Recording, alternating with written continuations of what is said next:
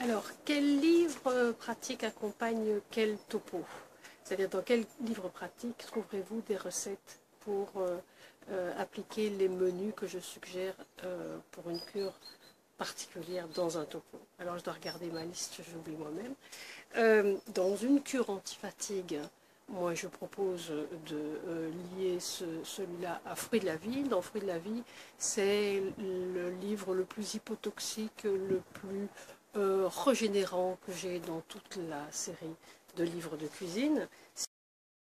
Si vous pratiquez décrocher des sucres dans 5 litres de sucre, je reprends pas mal de recettes de cuisine nature à toute vapeur.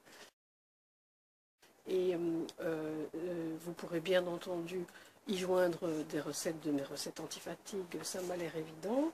Dans du gaz dans les neurones, la cure s'appelle Nouvelle Flore, et celle-là reprend des recettes de Je débute en cuisine nature. J'ai pensé que beaucoup de gens qui veulent soigner les intestins avec la cure Nouvelle Flore sont un peu perdus par rapport à l'alimentation naturelle, et donc le premier livre me semblait le plus évident.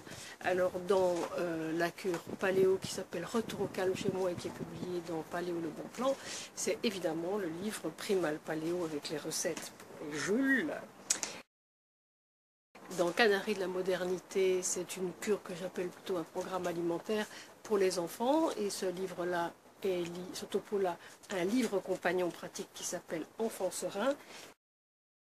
Et le dernier topo, c'est Quand j'étais vieille, pour lequel on ne devrait en fait pas vraiment changer son alimentation de façon radicale, car c'est un autre aspect de notre hygiène de vie qui est essentiel pour les cas de burn-out. Mais malgré tout, je leur proposerai de s'inspirer de mes recettes antifatigue, parce que dans ce livre-là, il y a pas mal de recettes de cuisson basse température. C'est sans gluten, c'est sans laitage, et les cuissons basse température ne demandent pas d'énergie. Or, quand on est en burn-out, on n'a pas d'énergie, on a mal aux muscles, donc on n'a pas besoin de se mettre à cuisiner. Et surtout, il y a pas mal de recettes pour les omnivores, et en cas de burn-out, on ne peut pas se permettre d'être végétarien, il faut passer par le carnet. Voilà, alors les autres livres sont Petit déjeuner, dessert ressourçant, etc. Ceux-là vont reparaître en nouvelles éditions, et vous pouvez bien entendu mélanger tous les livres.